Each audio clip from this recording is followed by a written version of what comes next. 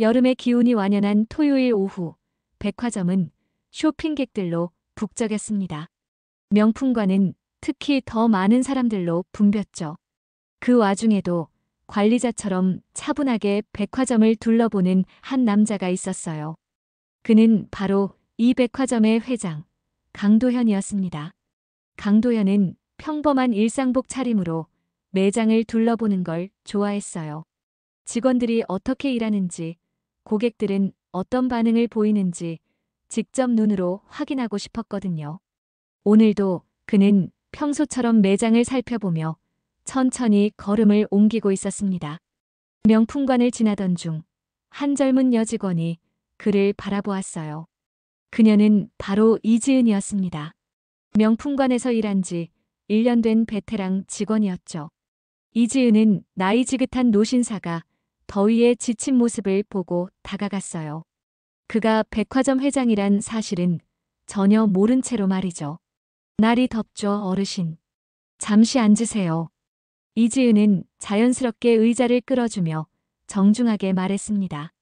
곧이어 물컵을 가져와 공손히 건넸어요. 강도현은 예상치 못한 친절에 고개를 들어 그녀를 바라봤습니다.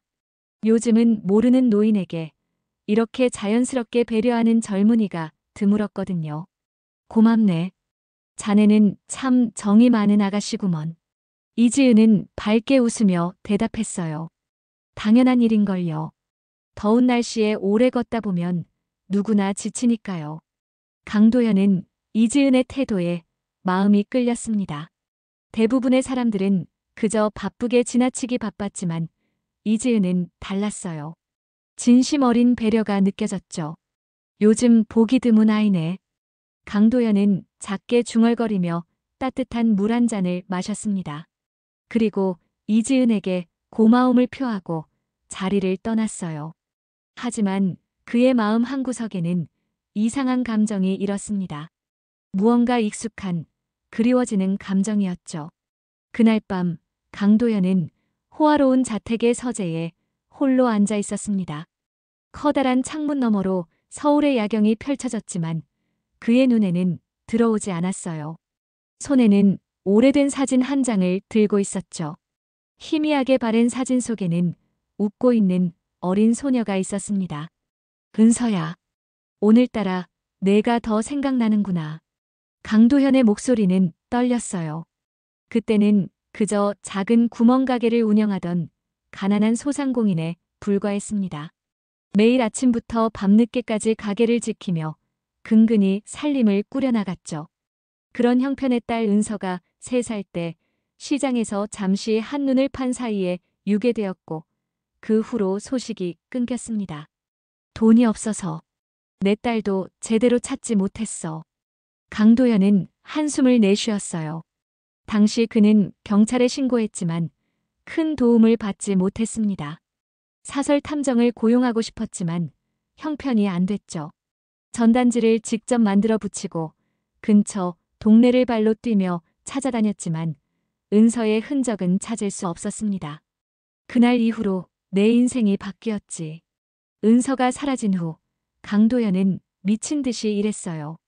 가게를 확장하고 작은 슈퍼마켓으로 키우고 이후 편의점 체인을 만들었습니다.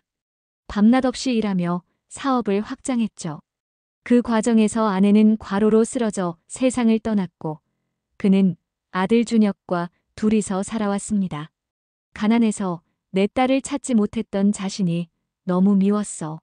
이제 강도현은 대형 백화점 체인을 소유한 재벌 회장이 되었지만 그의 마음 한구석에는 항상 빈자리가 있었죠. 그것은 바로 딸 은서의 자리였습니다. 그 어떤 부와 성공도 잃어버린 딸의 빈자리를 채울 수 없었어요. 오늘 백화점에서 만난 그 직원, 이지은의 모습이 자꾸 떠올랐어요. 그녀의 나이는 은서와 비슷할 테고 어딘가 모르게 비슷한 느낌이 들었습니다. 특히 그 따뜻한 미소는 어린 은서를 꼭 닮았었죠. 허튼 생각 말자. 그냥 친절한 직원일 뿐이야. 강도현은 사진을 서랍에 다시 넣고 침실로 향했어요. 하지만 그날 밤 그는 오랜만에 은서가 돌아온 꿈을 꾸었습니다. 꿈속에서 은서는 이지은의 얼굴을 하고 있었죠. 아침이 밝아오고 강도현은 평소보다 일찍 일어났습니다. 오늘은 아들 준혁과 그의 약혼녀 서아라를 만나는 날이었어요. 강도현은 은서에 대한 생각을 뒤로하고 오늘의 일에 집중하기로 마음먹었습니다. 강도현의 아들 강준혁은 미국 유학 시절 만난 서아라와 약혼한 상태였습니다. 서아라는 명문대를 졸업하고 세련된 매너와 뛰어난 외모를 지닌 여성이었죠. 처음 강준혁이 서아라를 소개했을 때 강도현은 아들의 선택을 존중하려 했습니다. 하지만 몇 번의 만남 동안 그는 서아라에게서 무언가 불편한 기운을 느꼈어요. 아버님, 오늘은 약혼 반지를 고르러 백화점에 가려고 해요. 함께 가시는 건 어떨까요? 아침 식사 자리에서 강준혁이 말했습니다. 강도현은 잠시 고민하다 고개를 저었어요. 난 오늘 회사에 볼 일이 있단다. 너희끼리 잘 골라보렴. 사실 강도현은 서아라와 단둘이 있는 시간이 불편했습니다. 그녀가 강준혁 앞에서 보여주는 모습과 그렇지 않을 때의 모습이 너무 달랐거든요. 특히 직원들을 대하는 태도에서 그는 서아라의 진짜 성격을 엿볼 수 있었습니다. 오후 강도현은 중요한 회의를 마치고 백화점으로 향했어요. 아들과 약혼녀가 어떤 반지를 골랐는지 확인하고 싶었던 것이죠. 그런데 명품관 쪽에서 소란스러운 목소리가 들려왔습니다. 내가 누구인 줄 알아? 어딜 감히 늦게 와? 강도현은 소리가 나는 쪽으로 발걸음을 옮겼어요. 그곳에는 서아라가 한 여직원을 향해 소리치고 있었습니다. 그 직원은 바로 어제 만났던 이지은이었죠. 죄송합니다, 손님. 다른 고객 응대 중이었습니다. 이지은은 침착하게 사과했지만 서아라는 점점 더 목소리를 높였어요. 당신 같은 직원은 당장 잘라야 해. 내가 곧 이 백화점 회장의 며느리가 될 사람이야. 알아. 서아라는 으스대며 자신의 지위를 내세웠습니다. 주변 고객들과 다른 직원들이 불편한 표정으로 상황을 지켜보고 있었어요. 이지은은 참을성 있게 서아라의 분노를 받아내고 있었죠. 어서 내 가방을 보여줘. 저기 진열장 안에 있는 거. 서아라가 손가락으로 가리키자 이지은은 즉시 움직였습니다. 하지만 서아라는 이지은이 가방을 가져오기도 전에 그녀의 팔을 강하게 붙잡았어요. 왜 이렇게 느려? 당장 가져오라고. 서아라가 이지은의 팔을 세게 잡아당기는 순간 이지은의 소매가 말려 올라갔습니다. 그리고 그 순간 모두의 시선이 이지은의 팔에 드러난 화상 흉터에 고정됐어요. 오른쪽 팔 안쪽에 선명하게 남아있는 불규칙한 모양의 화상 자국이었습니다. 강도현은 그 광경을 멀리서 지켜보고 있었어요. 그리고 이지은의 팔에 드러난 그 상처를 보는 순간 그의 얼굴이 창백해졌습니다. 강도현의 온몸이 얼어붙었습니다. 이지은의 팔에 드러난 그 화상 흉터는 너무나 익숙했어요. 불규칙한 모양, 오른쪽 팔 안쪽의 위치, 그리고 그 크기까지. 그것은 딸 은서가 갓난아기 때 끓는 물을 쏟아 생긴 상처와 정확히 일치했습니다. 설마 그 아이가? 강도현의 머릿속에는 수많은 생각이 휘몰아쳤어요. 우연의 일치일 수도 있었죠.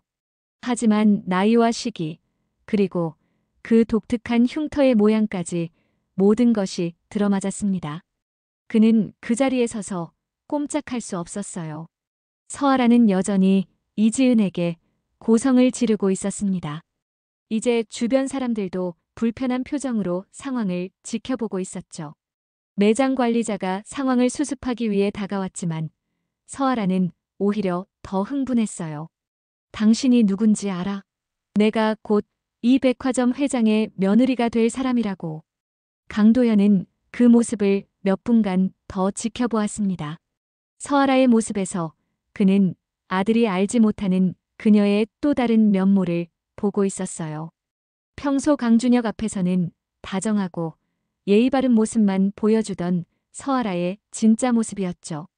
강도현은 조용히 자리를 떠났습니다. 이 상황에 개입하면 오히려 더 큰 소동이 일어날 수 있었고, 그는 먼저 확실한 사실을 알아내고 싶었어요.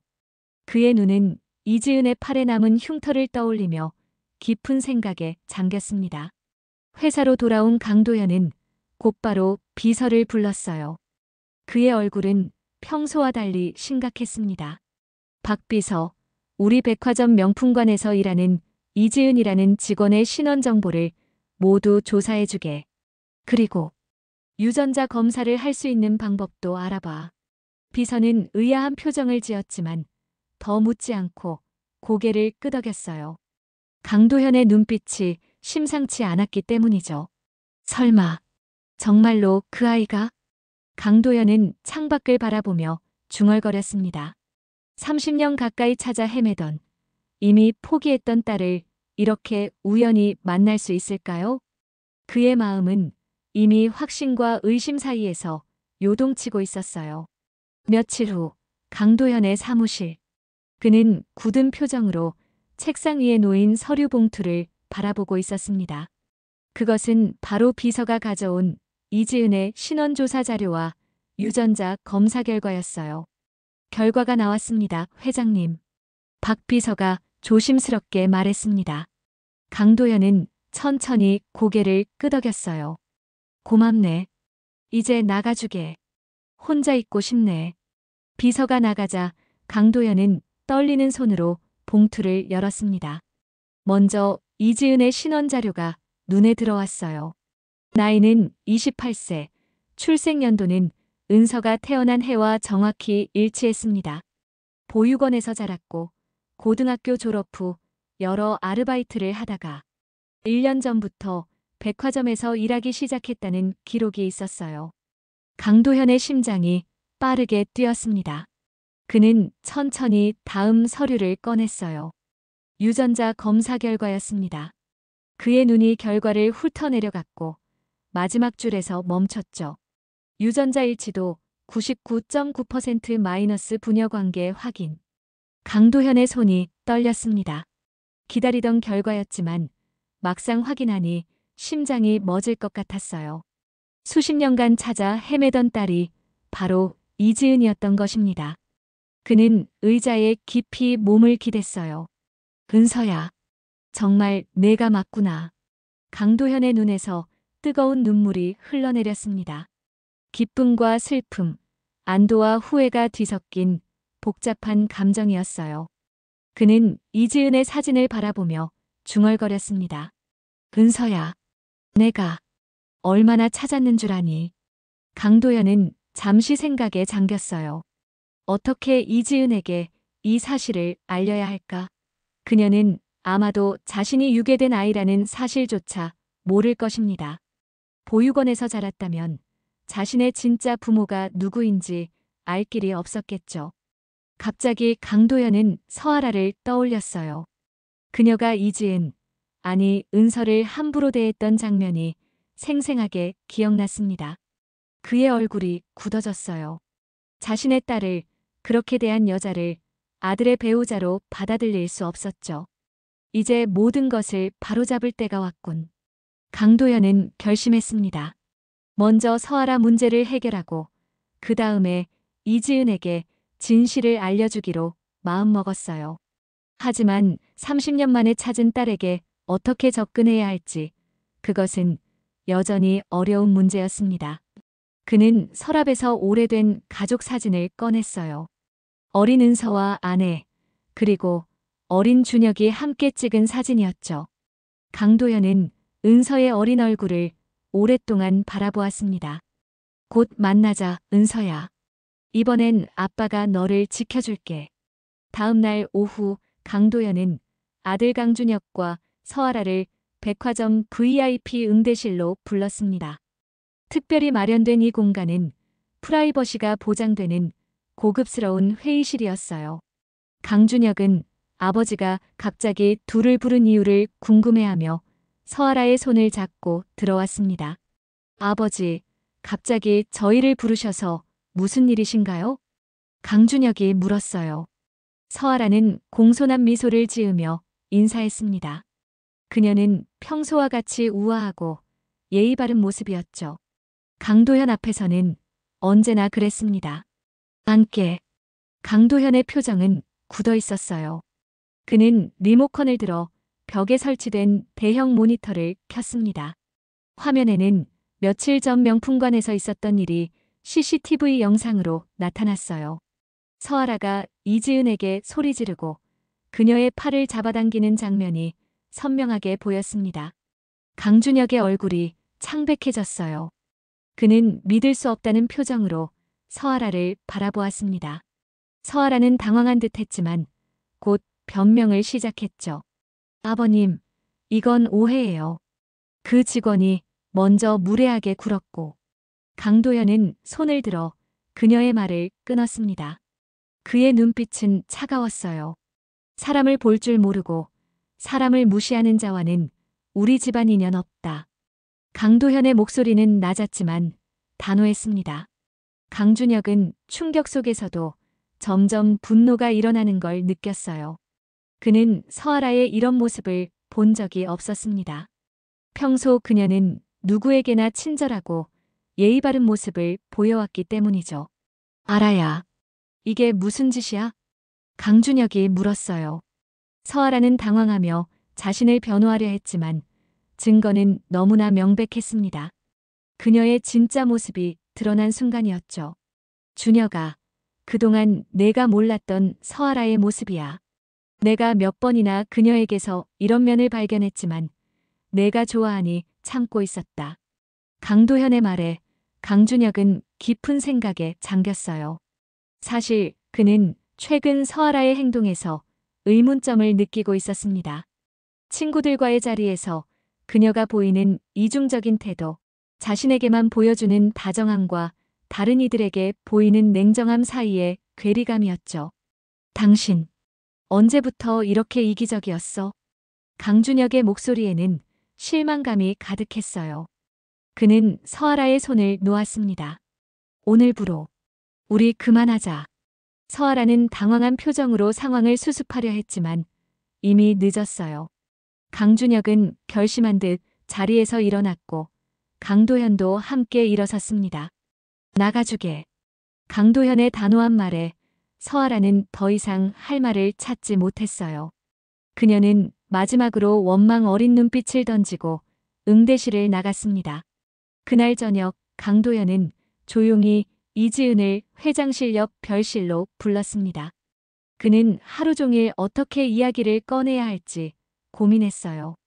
너무 갑작스럽게 진실을 밝히면 이지은이 충격을 받을 수도 있었기 때문입니다.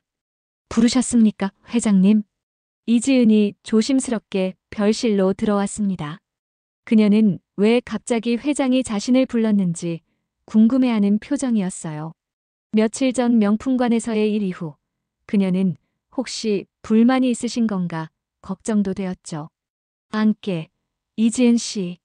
강도현은 그녀를 맞은편 소파에 앉히고 차를 권했습니다. 이지은은 긴장한 듯 했지만 공손히 응했어요. 걱정하지 말게. 이지은 씨가 잘못한 일은 없네. 오히려 내가 사과해야 할 일이야. 이지은은 의아한 표정을 지었습니다. 왜 회장이 자신에게 사과를 한다는 건지 이해할 수 없었어요. 먼저 궁금한 게 있네. 이지은 씨는 가족에 대해 어떤 기억이 있나?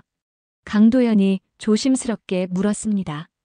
이지은은 잠시 생각에 잠기더니 작은 목소리로 대답했어요. 저는 보육원에서 자랐습니다. 제 기억으로는 항상 그곳이 제 집이었어요. 부모님에 대한 기억은 거의 없습니다. 강도현의 눈에 슬픔이 어렸습니다. 그는 천천히 서랍에서 오래된 사진 한 장을 꺼냈어요. 이지은 씨, 오른팔 안쪽에 화상 흉터가 있지? 이지은은 놀란 표정을 지었습니다. 그 흉터는 그녀의 오래된 콤플렉스였어요. 어떻게 회장이 그걸 알고 있는지 의아했죠. 네, 있습니다. 어릴 때 생긴 상처라고 들었어요. 어떻게 아셨습니까? 강도현은 깊은 숨을 내쉬고 사진을 그녀에게 건넸습니다. 사진 속에는 어린 여자아이가 웃고 있었어요. 그 상처. 그게 내가 잃어버린 아이의 상처야. 그 아이가 바로 너야. 이지은의 눈이 커졌습니다. 그녀는 혼란스러운 표정으로 사진을 바라보았어요. 무슨 말씀이신지. 강도현은 천천히 이야기를 시작했습니다. 28년 전 시장에서 잃어버린 3살배기 딸 은서의 이야기. 갓난아기 때 끓는 물을 쏟아 생긴 화상 흉터. 수년간 찾아 헤매다 결국 포기했던 슬픈 과거를 모두 털어놓았어요. 유전자 검사 결과도 있어. 99.9% 일치해. 너는 내 딸 은서야. 이지은은 충격에 말을 잇지 못했습니다. 그녀의 손이 떨렸어요. 보육원에서 자란 그녀에게 갑자기 나타난 자신의 진짜 아버지라는 사람. 그것은 너무 비현실적이었죠. 기억나니? 별똥별. 내가 어릴 때 좋아했던 자장가. 그리고 매일 밤 잠들기 전에 참새 이야기를 들려달라고 졸랐지. 강도현의 말에 이지은의 눈에서 눈물이 흘렀습니다. 그 노래와 이야기는 그녀가 가끔씩 꿈에서 들었던 아주 희미한 기억 속의 조각들이었어요. 저는 모르겠어요. 너무 갑작스러워서. 이지은은 혼란스러운 표정으로 말했습니다. 강도현은 이해한다는 듯 고개를 끄덕였어요. 시간이 필요하다는 거 알아. 천천히 생각해봐. 내일 점심이라도 같이 먹으면서 이야기하자. 며칠 후 강도현의 고급스러운 주택. 저녁 햇살이 따스하게 식탁을 비추고 있었습니다. 이지은은 조심스럽게 마지막 요리를 식탁 위에 올려놓았어요. 그녀는 지난 며칠 동안 많은 생각을 했습니다. 처음에는 혼란스러웠지만 강도현이 보여준 어린 시절. 사진들과 기억의 조각들이 하나둘 맞춰지면서 진실을 받아들이기 시작했죠. 와, 정말 근사한 저녁이네요. 강준혁이 식탁에 앉으며 말했습니다. 그는 이지은이 자신의 누나라는 사실을 알게 된 후 오히려 편안해진 모습이었어요. 어쩌면 그의 마음 깊은 곳에서는 언제나 가족의 빈자리를 느끼고 있었는지도 모릅니다. 이지은은 마지막으로 밥공기를 강도현 앞에 놓았습니다. 그리고 자신의 자리에 앉았어요. 세 사람이 함께하는 첫 번째 가족 식사였죠. 직접 준비한 거야? 솜씨가 대단하네.